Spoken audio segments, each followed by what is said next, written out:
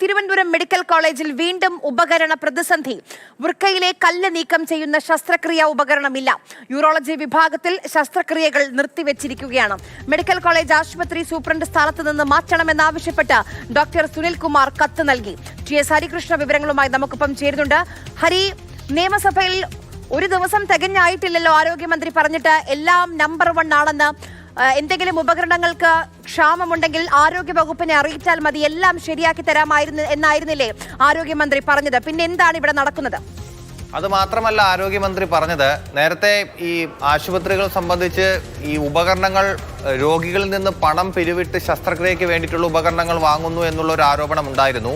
അങ്ങനെ ഒരു സംഭവം ഇനി ഉണ്ടാകരുത് എന്നുള്ള, അതായത് രോഗികളിൽ നിന്ന് പണം പിരിച്ച് ഉപകരണങ്ങൾ വാങ്ങണ്ട എന്നുള്ളൊരു നിർദ്ദേശം കൂടി ആരോഗ്യമന്ത്രി നൽകിയിരുന്നു. ഇതിനൊക്കെ പിന്നാലെയാണ് ഇന്നലെ ഇപ്പോൾ യൂറോളജി വിഭാഗത്തിൽ ശസ്ത്രക്രിയ മുടങ്ങിയത്. നമ്മൾ അന്വേഷിച്ചതനുസരിച്ച് ഒരു ശസ്ത്രക്രിയ ഇന്നലെ നടന്നിട്ടില്ല എന്നറിയാൻ സാധിച്ചു.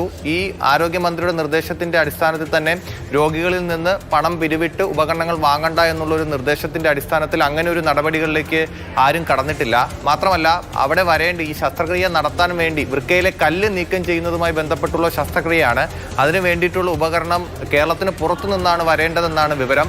അത് വന്നിട്ടില്ല. അത് വന്നാൽ മാത്രമേ ശസ്ത്രക്രിയകൾ നടക്കൂ എന്നാണ് അറിയാൻ കഴിയുന്നത്.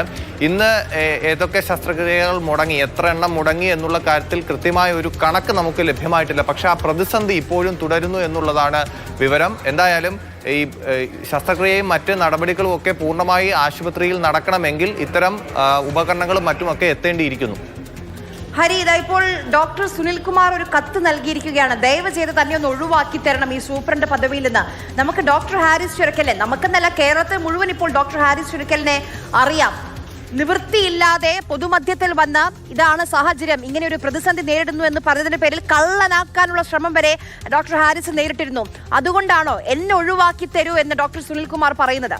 എന്നെ ഒഴിവാക്കി തരൂ എന്ന് സുനിൽകുമാർ പറഞ്ഞപ്പോൾ അദ്ദേഹം ആ കത്തിൽ ന്യായീകരണമായി പറയുന്നത് തൻ്റെ ജോലിയിൽ തനിക്ക് കൃത്യമായി ശ്രദ്ധിക്കാൻ കഴിയുന്നില്ല, അതുകൊണ്ട് സൂപ്രണ്ട് സ്ഥാനത്ത് നിന്ന് തന്നെ ഒഴിവാക്കണം എന്നുള്ളതാണ് ആ കത്തിൽ പറയുന്നത്.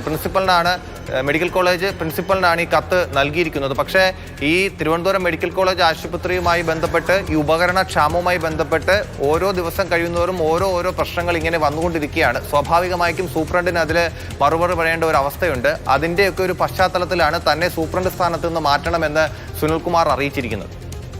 ശരി, ടി.എസ്. ഹരികൃഷ്ണയാണ് വിവരങ്ങൾ നൽകിയത്. എന്തായാലും തിരുവനന്തപുരം മെഡിക്കൽ കോളേജിൽ വലിയ പ്രതിസന്ധിയാണ്. ഇത് മാധ്യമ വേട്ടയൊന്നുമല്ല, ഇത് വസ്തുതയാണ്. വൃക്കയിലെ കല്ല് നീക്കം ചെയ്യാനായിട്ടില്ല, ഉപകരണങ്ങളില്ല, ശസ്ത്രക്രിയകൾ മുടങ്ങുകയാണ്. യൂറോളജി വിഭാഗത്തിലെ ശസ്ത്രക്രിയ മുടങ്ങി എന്നുള്ളത് വാസ്തവമാണ്. ദിവസങ്ങൾ ആയിട്ടില്ല ആരോഗ്യമന്ത്രി നിയമസഭയിൽ പറഞ്ഞിട്ട്.